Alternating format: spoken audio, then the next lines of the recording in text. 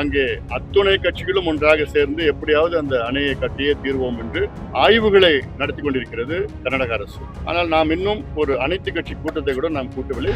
சட்ட போராட்டம், அரசியல் போராட்டம், அழுத்தங்கள் கொடுக்க வேண்டும். அதற்கு அத்துணை கட்சி தலைவர்களும் அத்தனை சட்டமன்ற நாடாளுமன்ற உறுப்பினர்களை டெல்லிக்கு அழைத்து சென்று பிரதமர் அவர்களை சந்தித்து, நீர்வளத்துறை அமைச்சரை சந்தித்து ஒரு பக்கம் அரசியல் அழுத்தம் கொடுக்க வேண்டும். மத்தியில் இருக்கிற பிஜேபி கர்நாடகாவை தான் ஆதரிக்கும். ஏன்னா அவங்க வருகின்ற தேர்தல் 2028 கர்நாடகாவில் தேர்தல் இருக்கு. அந்த தேர்தலில் பிஜேபி அவங்க அடுத்தது ஆட்சிக்கு வரணும்னு மத்திய இருக்கின்ற பிஜேபி அரசுக்கு எண்ணம்.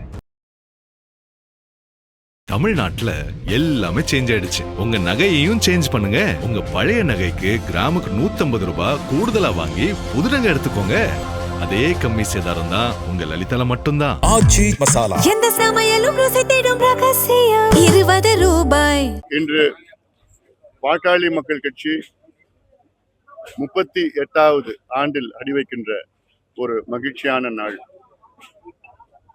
38 ஆண்டுகளுக்கு முன்பு மருத்துவர் ஐயா அவர்களால் தொடங்கப்பட்ட கட்சி சமூக நீதி, மது ஒழிப்பு, அனைவருக்கும் தரமான இலவச கல்வி, இலவச மருத்துவம், வேலைவாய்ப்பு, சுற்றுச்சூழல் பாதுகாப்பு, நீர் மேலாண்மை, வேளாண் பிரச்சனைகளுக்கு தீர்வு, அனைத்து விளை பொருட்களுக்கு விலை நிர்ணயம் உட்பட தமிழ்நாட்டின் சமூக நீதி, இடஒதுக்கீடு பிரச்சனைகளுக்காக தொடங்கப்பட்ட கட்சி பாட்டாளி மக்கள் கட்சி. இன்று தமிழ்நாடு வரலாற்றிலே பாட்டாளி மக்கள் கட்சியை விட்டுவிட்டு தமிழ்நாட்டினுடைய வரலாற்றை எழுத முடியாது. அந்த அளவுக்கு பாட்டாளி மக்கள் கட்சியினுடைய பங்களிப்பு மிகப்பெரிய பங்களிப்பு. ஆட்சி அதிகாரம் இல்லாமலே இவ்வளோ நன்மைகள் தமிழ்நாட்டிற்கு நாங்கள் செய்து வருகின்றோம். இனியும் நாங்கள் செய்வோம். அந்த வகையில் பாட்டாளி மக்கள் கட்சி மிக வேகமாக தமிழ்நாட்டின் மக்களுக்காக, தமிழ்நாட்டின் பிரச்சனைகளுக்காக போராடி, இது காவிரி பிரச்சனை, மேகதாது பிரச்சனை, பள்ளிக்கரணை சதுப்பு நிலம் பிரச்சனை, அப்படி வேற எந்த ஊழல் பிரச்சனை, கனிம வள கொள்ளையிலிருந்து, மணல் கொள்ளையிலிருந்து தொடர்ந்து எங்களுடைய நிலைப்பாட்டை அழுத்தம் கொடுத்து, மக்கள் அரசுக்கு அழுத்தம் கொடுத்து அதற்கு தீர்வுகள் கொண்டு வருகின்றோம். சார், இப்ப மேகதாது பிரச்சனைக்கு அனைத்து கட்சி கூட்டணும் ஆளும் அரசு சீக்கிரம் இந்த கூட்டலாம் எதிர்பார்க்கிறாங்க. அது அவசியமா முதலமைச்சர் விஜய் அவர்கள் செய்ய வேண்டும். நம்முடைய தமிழக சட்டமன்றத்தில் உள்ள இந்த பட்ஜெட் கூட்டத்தொடருக்கு முன்பாகவே இதை செயல்படுத்த வேண்டும். காரணம், கர்நாடக அரசு இந்த மேகதாது அணை கட்டுவதற்காக வேகமாக அவர்கள் காய்களை நகர்த்தி கொண்டிருக்கின்றார்கள். அங்கே அத்துணை கட்சிகளும் ஒன்றாக சேர்ந்து எப்படியாவது அந்த அணையை கட்டியே தீர்வோம் என்று ஆய்வுகளை நடத்தி கொண்டிருக்கிறது கர்நாடக அரசு. ஆனால் நாம் இன்னும் ஒரு அனைத்து கட்சி கூட்டத்தை கூட நாம் கூட்டவில்லை. சட்டமன்றத்தில் தீர்மானம் கொண்டு வந்தோம். அது போதுமானதில்லை. சட்ட போராட்டம், அரசியல் போராட்டம், அழுத்தங்கள் கொடுக்க வேண்டும். அதற்கு அத்துணை கட்சி தலைவர்களும் அத்தனை சட்டமன்ற நாடாளுமன்ற உறுப்பினர்களை டெல்லிக்கு அழைத்து சென்று பிரதமர் அவர்களை சந்தித்து, நீர்வளத்துறை அமைச்சரை சந்தித்து ஒரு பக்கம் அரசியல் அழுத்தம் கொடுக்க வேண்டும். மற்றொரு பக்கம் பல்வேறு வகையான வழக்குகளை போட வேண்டும்.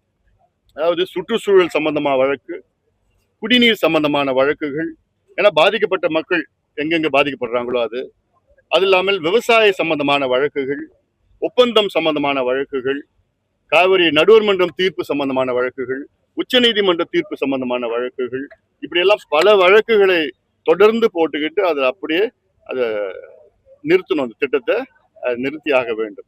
மேகதாது விவகாரத்திலேயே ரொம்ப தீவிரமா இருக்காங்க கர்நாடகா. நீங்க சொல்ற மாதிரி எல்லாரும் சந்திக்கிறதா இருக்கட்டும், அனைத்து கட்சிகளும் சேர்றதா இருக்கட்டும், அரசு ஒரு கடிதம் எழுதுறதோட சட்டமன்றத்துல தீர்மானம், கடந்த காலங்களையும் அதே பேட்டர்ன் தான் ஃபாலோ பண்ணப்பட்டு ஒரு தீர்மானம் போடுறதா இருக்கட்டும், ஒரு கடிதம் எழுதுவதாக இருக்கட்டும், இந்த அரசும் தொடர்ந்து இது பண்றப்போ ஒரு மெத்தாஜிக்கா இருக்காங்க. அவங்க அதை ஒரு சுணக்கம் ஏற்படுதா, இல்ல அவங்க தீவிரமா இல்லையா மேகதாது அணை கட்டுறதுல எதிர்ப்பு தெரிவிக்கிறது? அமைச்சர்கள் யாரும் சந்திக்கலன்னோ அதுதான் இப்ப செய்யணும். தமிழ்நாட்டோட முதன்மை பிரச்சனை இந்த மேகதாது அணையை கட்டக்கூடாது, கர்நாடகா கட்டக்கூடாது.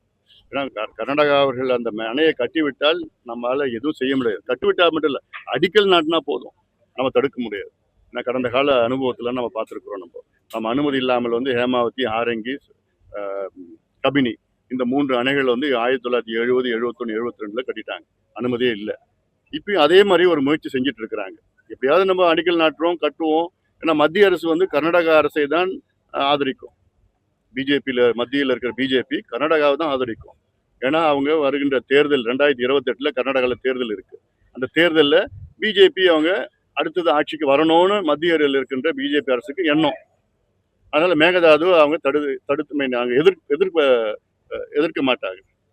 அதை நம்ம புரிஞ்சுக்கணும். அது காங்கிரஸும் எதிர்க்காது, பிஜேபியும் எதிர்க்காது.